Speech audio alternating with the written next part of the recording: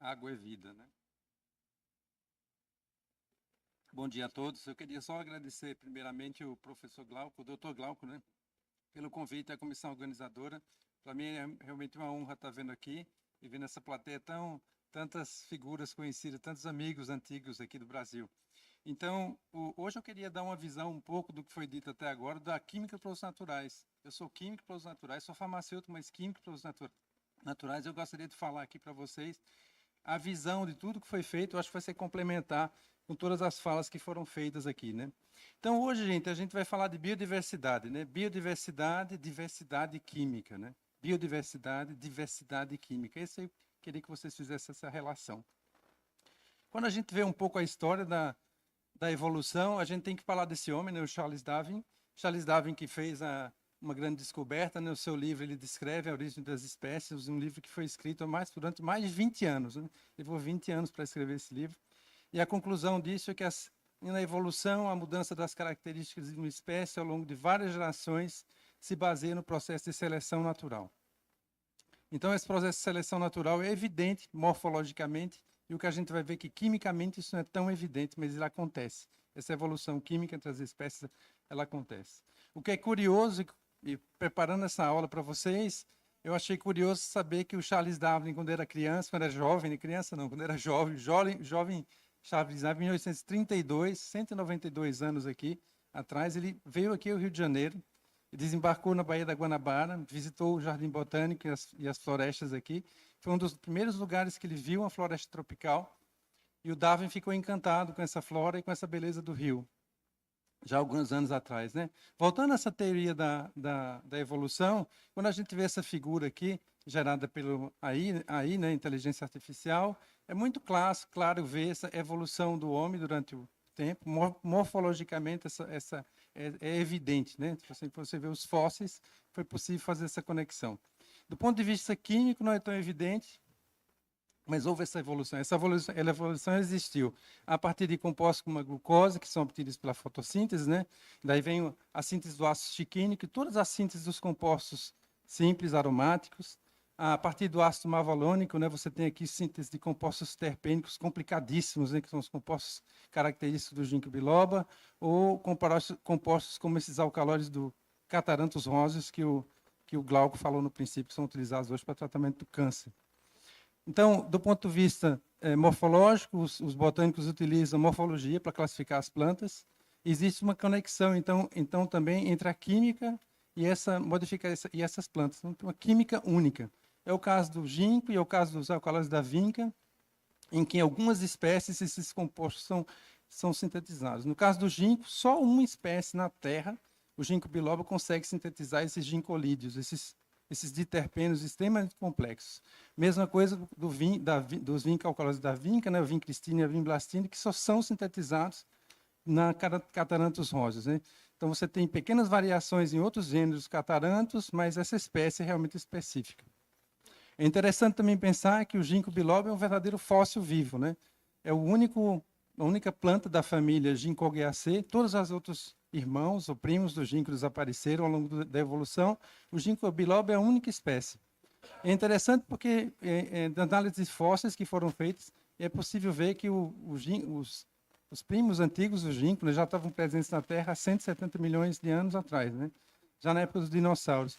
Em algum tempo atrás, aí, em 2003, um grupo chinês fez uma descoberta interessante. Eles descobriram um link aí que estava faltando, uma espécie de ginkgo que vinha do Cretáceo, 121 milhões de anos atrás, em que era o elo perdido entre essa evolução do ginkgo. O ginkgo foi o único que sobreviveu. E é bem interessante pensar nisso, porque é uma química completamente única, né? Em que a gente ligada a uma só espécie. Então, a gente vai observar na química dos processos naturais, quando a gente estuda algumas espécies, a gente vai ver que só algumas moléculas são específicas a algumas espécies. Então, no caso da artemisinina, que foi citado aqui, você não vai encontrar artemisinina em outras espécies de artemisia, apenas na artemisia anua. Então, quando a gente perde a espécie, a gente perde essa química que foi gerada pela evolução. O caso do ginkgo aqui é interessante, porque o ginkgo hoje ele é comercializado pelas indústrias farmacêuticas, né? São extratos estandarizados do ginkgo biloba, é a planta medicinal mais vendida no mundo atualmente. Então, você vê aqui o extrato estandarizado, né? que é utilizado para melhoração cognitiva, né, perda de memória. No caso do ginkgo e todas essas plantas medicinais que são produzidas em grandes quantidades pela indústria farmacêutica, elas são cultivadas, né? Para evitar a variação genética das espécies, a composição química, então a gente tem que estandarizar o extrato, mas você também tem que estandarizar a produção. A coleta selvagem é uma absurdidade, né? Porque você tem ali uma variação genética, você vai ver uma variação dos níveis desses produtos naturais. Então ela não é lógica, ela é mesmo absurda. Então, alguns exemplos aqui. O ginkgo é um excelente exemplo, né, de produto natural, que traz o desenvolvimento de uma droga. Eu vou citar alguns exemplos que eu acho que são interessantes também. O caso da botrose chararaca, o captopril, enalapril, que é um antihipertensor vendido no mundo inteiro, um blockbuster, que foi também descoberto aqui no Brasil. Foi uma descoberta que veio de um pesquisador brasileiro, né? O professor Sérgio Ferreira. Foi o Sérgio Ferreira que levou o veneno da jararaca quando ele fazia um pós-doutorado nos Estados Unidos, foi aí que conseguiu-se, então, identificar esses compostos. E um outro exemplo interessante também, que eu achei interessante trazer para vocês, a rapamicina, um exemplo clássico também, a rapamicina. Por que o nome rapamicina, né? O nome comercial é sirolimus, é um imunossupressor, e essa molécula hoje só produzida por um micro-organismo, uma espécie de Streptomyces, que é só encontrado na Ilha da Páscoa. A Ilha da Páscoa, Rapa Nui, por isso que os pesquisadores deram o nome da molécula de rapamicina, né? Devido à origem da molécula. Então, alguns exemplos eu acho muito interessantes da importância dessa biodiversidade, dessa diversidade química para encontrar compostos bioativos para desenvolver medicamentos. Em 2020, dois colegas, o Dr. David Newman e o Gordon Gregg, eles publicaram um artigo bem interessante no Journal of Natural Products. Eles fizeram um apanhado de todas as drogas que foram desenvolvidas entre 81 e 2019 e eles tentaram ver a origem, né? Classificar a origem dessas drogas. Então, saiu esse gráfico, que é bastante conhecido na nossa área. Então, quando a gente olha o que foi feito, de origem natural ou origem natural botânica, que seriam os extratos estandarizados, 4,5%. Parece ser muito pouco, né? Mas quando você vai vendo aqui os compostos de síntese que tiveram a sua estrutura baseada num composto natural, você vai aumentando, mais 22,5%, e quando você chega nos produtos naturais derivados, obtidos por semissíntese, você isola uma molécula, você optimiza a molécula no laboratório, você melhora a atividade da molécula, você chega aí a 45,2% de tudo que é comercializado. Ou seja, a gente vê a importância dos produtos naturais para o desenvolvimento de novos fármacos. Continuando alguns exemplos, quando a gente vai para a área de câncer, a gente chega a 65% de tudo que é comercializado hoje vem dos produtos naturais. Está aqui um exemplo de uma molécula, o que é comercializado sob o nome Cinibol, tratamento da leucemia, né? E o câncer tem sempre um driving force, né, para conseguir dinheiro e investimento das grandes indústrias para o desenvolvimento de medicamentos. O que talvez não seja conhecido, gente, é que se antigamente se fazia muito pesquisa com planta, hoje essa pesquisa está voltada mais agora para micro-organismos e produtos marinhos. Um exemplo desse desenvolvimento é a chegada do apridin, né, essa molécula, um peptídeo cíclico, da Pridium albicans, um produto marinho, né, uma espécie de esponja marinha. Então, graças ao desenvolvimento da síntese, né, que se consegue hoje produzir esse tipo de medicamento, esse tipo de molécula em grande escala, né? Um outro exemplo também interessante é o mundo dos insetos, que até então pouco explorado pelos químicos produtos naturais.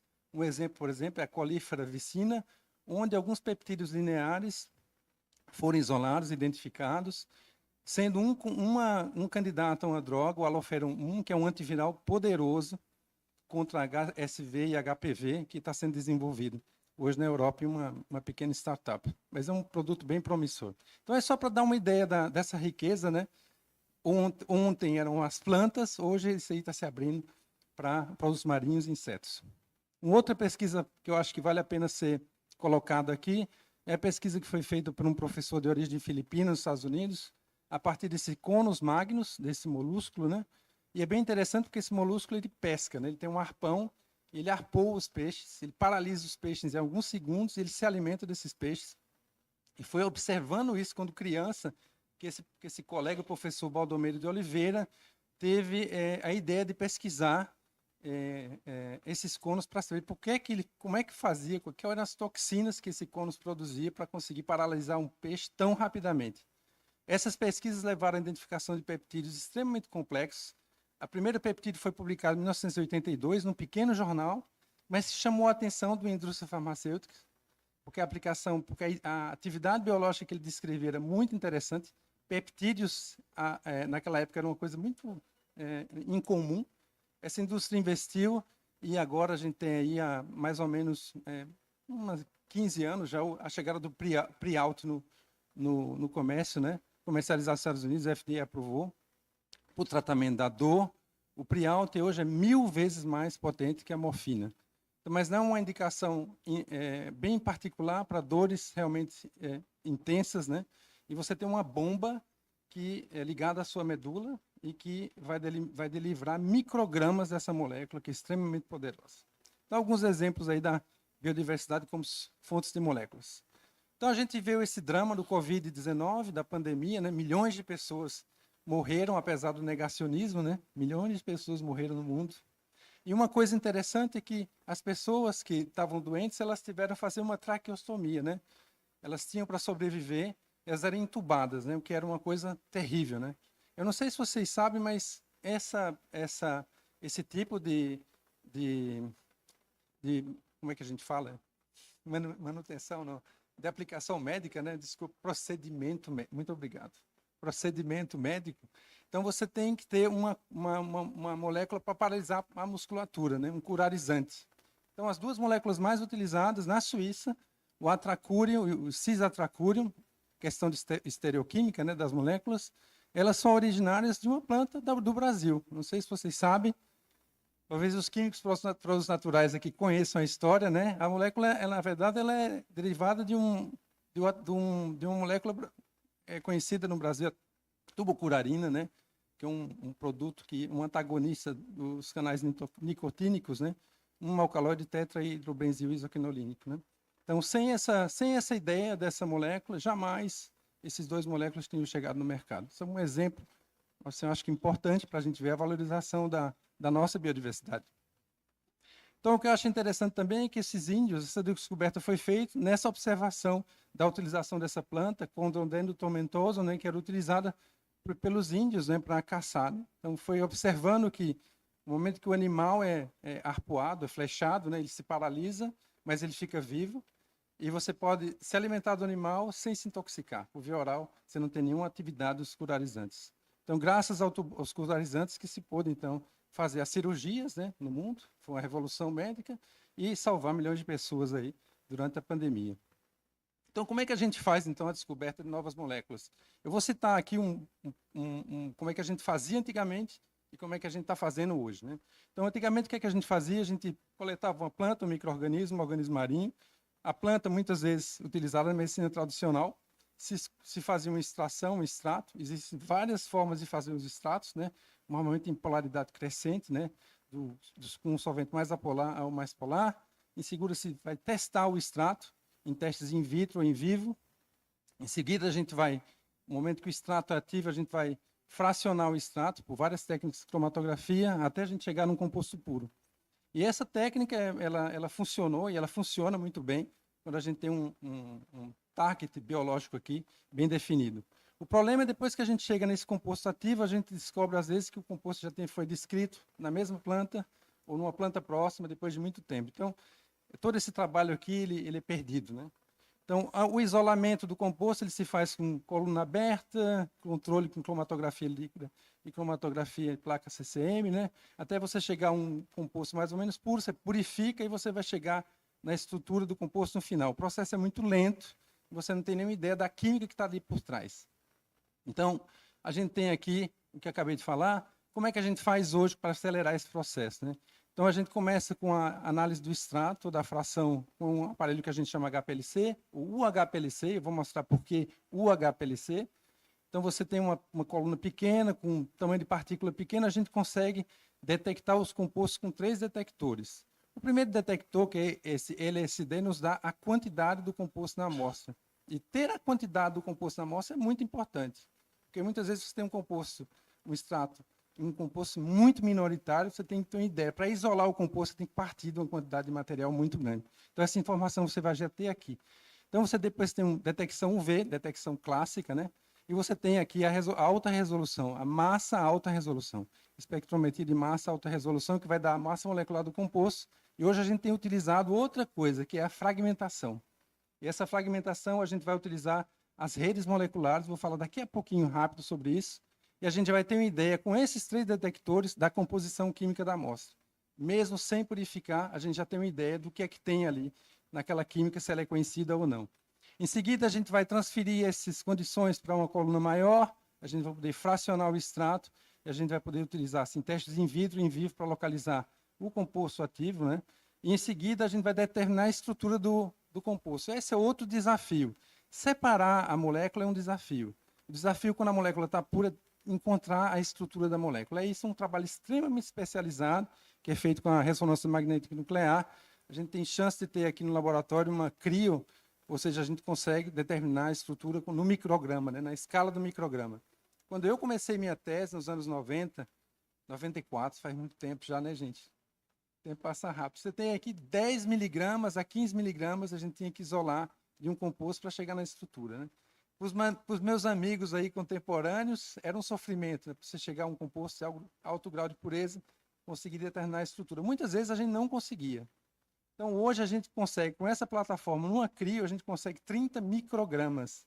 30 microgramas a gente consegue a estereoquímica relativa, né? Estereoquímica absoluta já é outra história.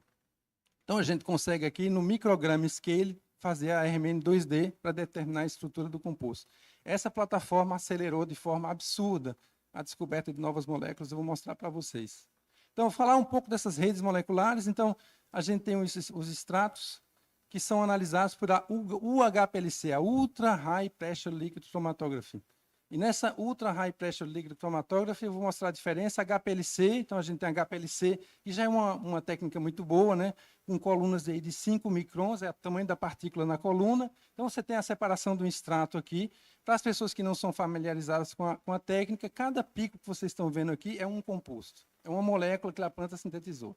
E a primeira coisa, quando a gente vê isso aí, as plantas são químicas fantásticas, né? São usinas químicas. A gente consegue aí, elas conseguem sintetizar um número absurdo de compostos complexos. Então, hoje em dia, a gente precisava, nessa época, 60 minutos para fazer a separação, e hoje a gente precisa só de menos de 10 para ter a mesma separação com esse UHPLC, um aparelho que trabalha a ultrapressão. Então, por que é tão interessante, por que eu estou insistindo tanto nisso? É quando você tem bibliotecas de extratos e que você quer comparar as bibliotecas do extrato, ter uma impressão química de cada extrato, você tem milhares, essa velocidade ela é muito importante, a velocidade de análise. Depois você tem que quando você vai combinar essa técnica a uma espectrometria de massa de alta resolução, você consegue ver o extrato dessa forma, onde você tem a massa molecular das moléculas, você tem o tempo de retenção das moléculas, você vê o que você nunca conseguiu ver. E o que é assustador é que extratos conhecidos, em que a gente conhecia a composição química perfeitamente, você vai ver muito mais coisa que você não conseguiria ver. Você vai ver compostos minoritários que nunca foram determinados, que nunca foram detectados. Isso abre outras portas para a identificação de moléculas bioativas, né? Então, como é que isso funciona? Então, você tem um extrato, para cada pico aqui a gente tem um tempo de retenção, o tempo que o composto passa para sair da coluna e é detectado, né? Tempo de retenção. Para cada extrato eu tenho a massa molecular, então eu posso determinar a fórmula bruta da molécula e posso comparar com bases de dados. Se a molécula for conhecida com a mesma planta, então eu posso acelerar o processo de identificação. Eu posso também fragmentar a molécula, como se você pega um martelo, né? Batido na molécula, eu vou quebrar aquela molécula, eu vou comparar os fragmentos, e a gente vê que moléculas similares dão fragmentos similares. E, utilizando isso, eu posso identificar moléculas análogas de uma molécula que me interessa no extrato. Isso é uma revolução, gente. Então, você vê uma molécula que você acha que é ativa, e você tem uma visão no extrato onde estão as outras moléculas com a mesma estrutura química próxima. Então, isso pode acelerar a descoberta de novas moléculas. Então, a gente também pode simular essa fragmentação, que a gente fala de uma fragmentação em sílico, e comparar com a fragmentação experimental, e a gente pode chegar identificar a molécula, sem mesmo isolar a molécula. Tudo isso é possível graças a uma série de softwares. Esses softwares não são pagos, eles são todos livres. Então, toda essa rede GNPS é uma verdadeira revolução. Vocês podem seguir as pessoas que se interessam, podem fazer cursos online. Você pode fazer o download dos programas e aprender a tratar os dados. Mas nada é de graça. Nada é de graça. Não tem free lunch, como os americanos falam, né? Na verdade, no momento que você faz o seu download dos seus dados para fazer a identificação da sua molécula, esses dados de análise que você está fornecendo para a plataforma, eles são estocados. Então, você pode até não dar o nome da planta, mas aquela impressão química e as moléculas que você identificou, a matriz ela vai saber.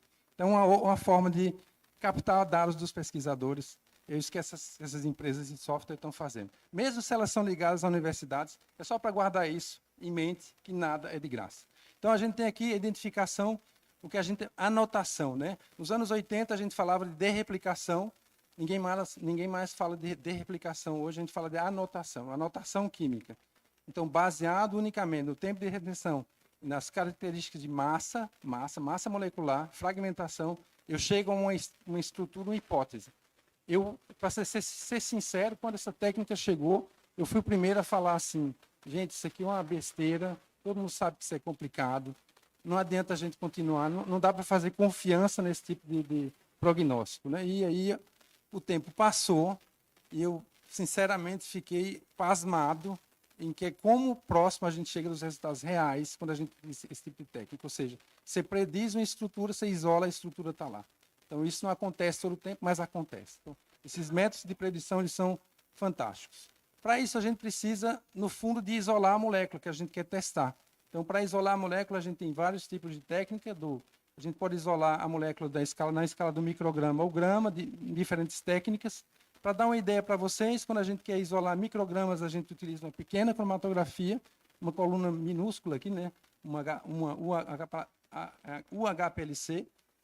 E quando a gente quer isolar um pouco mais, a gente vai aumentando a escala. Então, vocês veem aqui na minha mão uma coluna da HPLC clássica, uma coluna aqui flash e uma coluna de C18, quando a gente vai isolar gramas da molécula. Todas essas três colunas elas são feitas com a mesma fase estacionária, então a gente pode prever a separação e poder fazer um isolamento de uma forma bem ciblada, né? Então, graças a essa plataforma, a gente isolou um monte de composto interessante nos últimos anos, um trabalho fantástico dos alunos, né? A gente tem que só agradecer os alunos pelos trabalhos que eles fizeram. E uma coisa que a gente chegou à conclusão que, na maioria desses casos, todos esses metabólitos secundários eles são produzidos em pequeníssima quantidade. Na verdade, é como se a gente visse um iceberg e a gente visse aqui, a gente está analisando isso aqui, os metabólitos secundários. Quando a gente compara massa do que a gente purificou e do que a gente chegou no final, tem uma massa submersa. E essa massa submersa são os metabólitos primários, né? Sacarídeos e lipídios. É disso aqui que a planta vai produzir, o micro-organismo vai produzir em grande quantidade. Então, a gente começou a pensar como é que a gente faz, então, com esses metabólitos primários, que às vezes são compostos comuns, flavonoides comuns. O que é que a gente faz com esses compostos? Como é que a gente pode valorizar esses compostos que essas plantas produzem em tão grande quantidade, né? Isso me leva à segunda parte dessa apresentação, que é a biotransformação. O Glauco pediu para a gente falar de métodos que podiam ser utilizados com química verde. Eu vou mostrar para vocês o que é que a gente pode fazer utilizando as enzimas de organismos vivos. Então, não sei se vocês sabem, mas a biotransformação é uma reação química que transforma um composto a partir de um organismo vivo, né? Um exemplo de biotransformação é a produção do queijo, né? Os franceses eles usavam penicillium Roquefort há centenas de anos, antes da descoberta da penicilina, para fabricar o queijo azul. E aqui, no Brasil e no mundo, né, se produz aqui a cerveja graças ao Saccharomyces cerevisiae, o pão, por exemplo, também. São processos de biotransformação. No caso do nosso laboratório, a gente utiliza esses técnicos com uma função bem específica. A gente parte de compostos simples, que são isolados em grande quantidade das plantas, e a gente transforma esses compostos em compostos mais complexos. Utilizamos fungos, enzimas de fungo. E você tem aqui uma planta, né? A Botrytis cinerea é o fungo que está atacando aqui a uva. Então, a gente vai fazer o quê? A gente vai isolar os fungos do botrytis e a gente vai utilizar esses fungos, essas enzimas isoladas para fazer a biotransformação. A gente começa com um composto simples, como o stilbene, e a gente vai obter compostos mais complexos. Como é que a gente faz no laboratório? Tudo se faz em pequena escala, né? Você tem 2 compostos aqui bastante conhecidos, em contato com essas enzimas fúngicas, 24 horas, uma reação que se faz no Eppendorf, né? Então, a gente chega aqui a ver, no começo, você vê os 2 sinais aqui dos 2 compostos, 24 horas depois, você tem uma mistura com um extrato. Então, você vai analisar, então, esse extrato, a gente fez um upscale da reação, 400 ml, utilizando 100 miligramas de cada composto. E aqui eu vou rapidamente mostrar só a prática de separação dos compostos, né, do PLC-HPLC à semi-preparativa HPLC, onde você vê a mesma seletividade da separação. 21 compostos foram isolados na mesma separação, no mesmo tempo, na mesma separação, e vamos ver o que tipo de estrutura que a gente conseguiu. Então, a partir de uma enzima fúngica, de uma mistura de enzimas fúngicas, a gente conseguiu gerar toda uma série de derivados, né, complexos, dímeros desses compostos, do resveratrol ou desse composto que a gente chama pteroestilbene.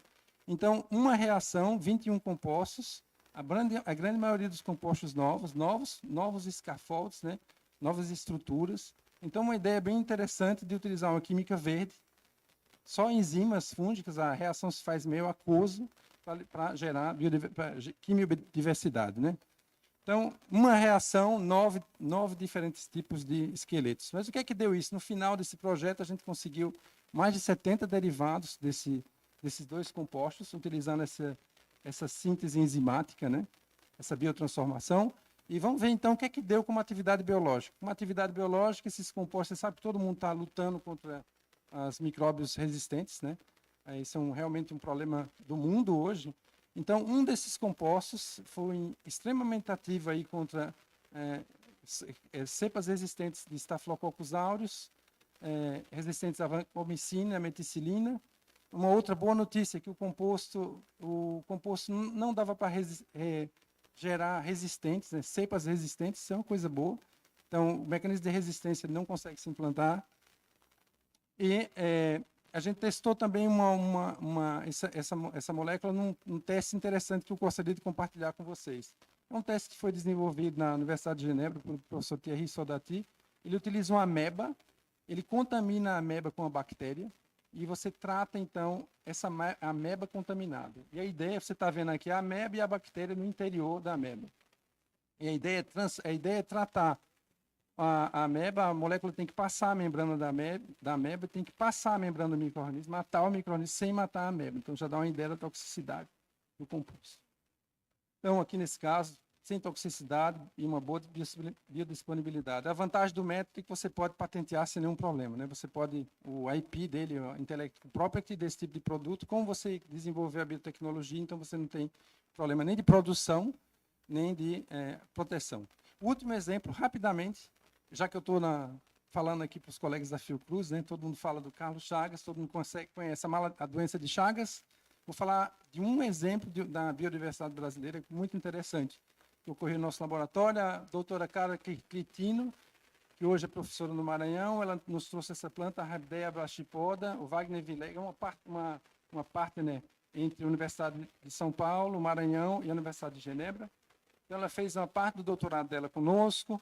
Ela testou o extrato dessa planta, que era muito ativo contra o Trypanosoma cruzi, uma IC50 muito próxima ao benzimidazol.